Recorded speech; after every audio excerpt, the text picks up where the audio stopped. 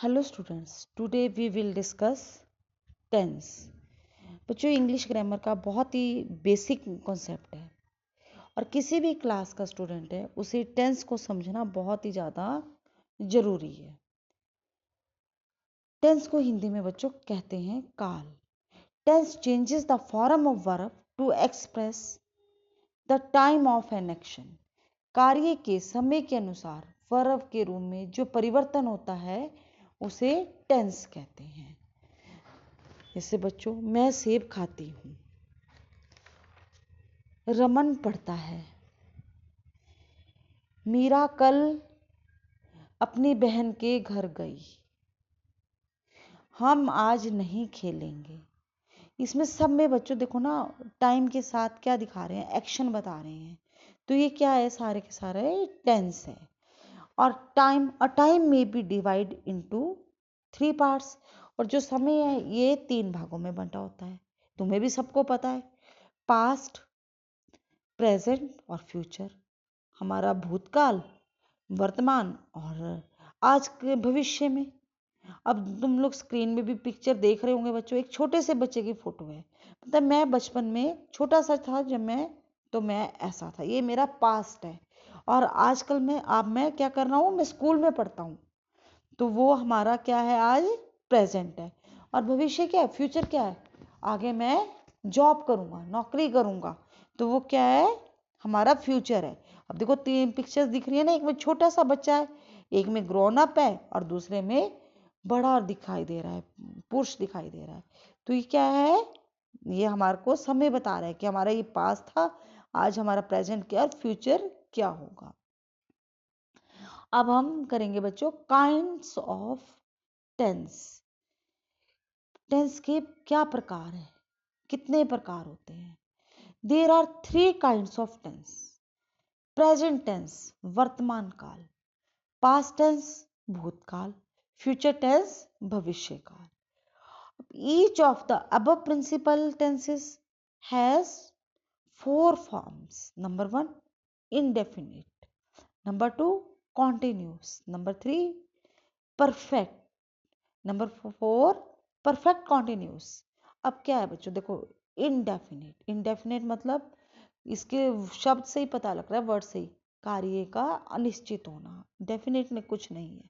Number 2, continuous, कार्य का जारी चला हुआ है कार्य। परफेक्ट, कार्य का पूर्ण होना। और परफेक्ट कॉन्टिन्यूस, कार्य हो भी रहा है हो और जारी भी है, इसका पता लगता है हमें। अब हम करेंगे the present tense. Present tense is a verb tense used to describe a currently activity or state of being. The present tense help us to indicate the action and verb that is currently happening. वर्तमान काल हमें इस बात का बताता है कि क्रिया अभी चल रही है और अभी भी मतलब ये काम हो रहा है, इसके बारे में बताता है। जैसे कि राधा गाना गाती है, माँ खाना बनाती है, कमल पुस्तक पढ़ता है। ये मतलब काम चला हुआ है, प्रेजेंट के बारे में बता रहे हैं। तो इसके आगे 4 पार्ट्स हैं। Number 1, the present indefinite tense. Number 2, present continuous tense. Number 3, present perfect tense. Number 4, present perfect continuous tense. अब पास्ट टेंस भूतकाल, मतलब ये समय, ये काम हमारा हो चुका है। The past tense expressing an action that has happened और a state that previously existed. इस टेंस में के वाक्यों में काम का होना या करना भूतकाल में पाया जाता है, मतलब ये काम हो चुका है। जैसे राधा ने एक गाना गाया, कमल ने पुस्तक पढ़ी, हम खेलने नहीं आए, माँ खाना बना रही थी। अब इसके भी 4 भेद हैं आगे। The past indefinite tense. Number 2, past continuous tense. Number 3, past perfect tense. Number 4, past perfect continuous tense. अब है future tense. the action or state that will happen in future, or in other words action will have not occurred yet is called future tense. मतलब आने वाले पल जब तक नहीं आता है उसकी निश्चितता सदैव अनिश्चित बनी होती है, सदैव भविष्य काल का हिस्सा होते हैं। मतलब ये काम अभी नहीं हुआ, आने वाले समय में होगा। जैसे राधा गाना गाएगी, अध्यापक पाठ पढ़ाएगा, मैं वीडियो बनाऊंगी। इसके भी 4 आगे भेद हैं। The future indefinite tense, the future continuous tense, the future perfect tense and the future perfect continuous tense. बच्चों जो जितने भी हैं प्रेजेंट टेंस के जो भेद हैं, पास्ट के और फ्यूचर के, जितने की इनके चारों के जो भेद हैं, हम इनको आने वाले अगली वीडियोस में एक एक करके डिटेल में इनकी स्टडी करेंगे। अब हम इसके चार्ट को डिस्कस करते हैं कि इसका चार्ट क्या है। इस चार्ट से हमें बहुत कुछ पता चलेगा बच्चों। जो हमारा जब हम अलग अलग टेंस को करेंगे, एक एक को करेंगे, उसमें भी ये चार्ट बहुत ज़्यादा हमारे काम आएगा इसको जानना। तो देखो इस चार्ट में क्या है बच्चों, ये प्रेजेंट दिया हुआ है, लिखा हुआ है पास्ट लिखा और फ्यूचर लिखा हुआ। नीचे वो क्या लिखा हुआ है, इनडेफिनिट, कॉन्टिन्यूस, परफेक्ट और परफेक्ट कॉन्टिन्यूस। अब बच्चों जो इनडेफिनिट टेंस है इसमें प्रेजेंट और फ्यूचर टेंस में तो इनडेफिनिट में वर्ब की फर्स्ट फॉर्म का प्रयोग होता है और पास्ट टेंस में सेकंड फॉर्म का प्रयोग होता है।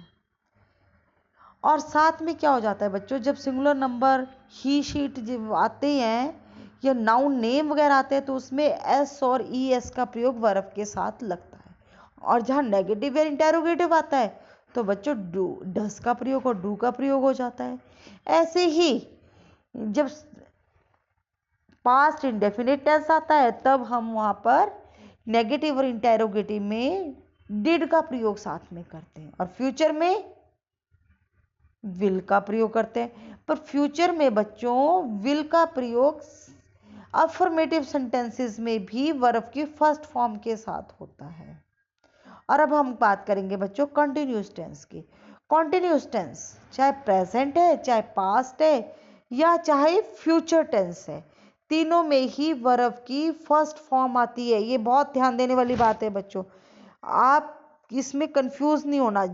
इनडेफिनिट टेंस में प्रेजेंट और फ्यूचर में वर्ब की फर्स्ट फॉर्म आती है और पास्ट में सेकंड, पर कॉन्टिन्यूस टेंस में तीनों में ही वर्ब की फर्स्ट फॉर्म के साथ आईएनजी लगता है। और इसमें क्या होता है, प्रेजेंट टेंस में इज एम आर का प्रयोग हो जाता है और पास्ट में वाज वर्ब का और फ्यूचर में विल बी का प्रयोग होता है।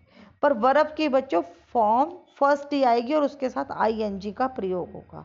अब बात करते हैं हम बच्चों परफेक्ट टेंस की।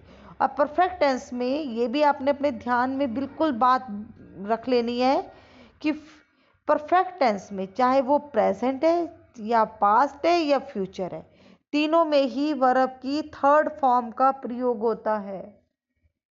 तीनों में ही वर्ब की थर्ड फॉर्म लगती है बच्चों, किसी में भी फर्स्ट या सेकंड का प्रयोग नहीं होता, तीनों में ही वर्ब की थर्ड फॉर्म का प्रयोग होता है। और साथ में प्रेजेंट टेंस में वर्ब की थर्ड फॉर्म से पहले हैज़ और हैव का प्रयोग हो जाता है, या तो हैज़ लगता है या हैव लगता है, और पास्ट में हैड लगता है और फ्यूचर टेंस में विल हैव का प्रयोग होता है। अब बात करेंगे हम बच्चों परफेक्ट कॉन्टिन्यूस की। इसमें भी बच्चों वर्ब की तीनों में ही प्रेजेंट, पास्ट और फ्यूचर तीनों में ही वर्ब की फर्स्ट फॉर्म का प्रयोग होता है और साथ में आईएनजी लगता है। तीनों में ही वर्ब की फर्स्ट फॉर्म लगती है और साथ में क्या लगता है बच्चों, आईएनजी। पर प्रेजेंट टेंस में हैज़ और हैव बीन का प्रयोग हो जाता है, पास्ट में हैड बीन का प्रयोग होता है और फ्यूचर में बच्चों विल हैव बीन का प्रयोग होता है। ये बिल्कुल ध्यान देने वाली बात है बच्चों कि इनडेफिनेट टेंस में, पास्ट टेंस में तो सेकंड फॉर्म आएगी और फ्यूचर और प्रेजेंट में फर्स्ट फॉर्म आएगी, और कंटिन्यूस में फर्स्ट कंटिन्यूस और परफेक्ट कंटिन्यूस में वर्ब की फर्स्ट फॉर्म के साथ आईएनजी लगेगा और परफेक्ट टेंस में वर्ब की थर्ड फॉर्म आएगी। Thank you students. अगले आने वाली वीडियोस में हम जितने भी इनके पार्ट्स हैं, प्रेजेंट टेंस के चारों पार्ट्स और पास्ट के भी चारों पार्ट्स और फ्यूचर के भी चारों पार्ट्स की अलग अलग वीडियोस में इनको डिटेल में इनको जानेंगे, इनको पढ़ेंगे। Thank you students.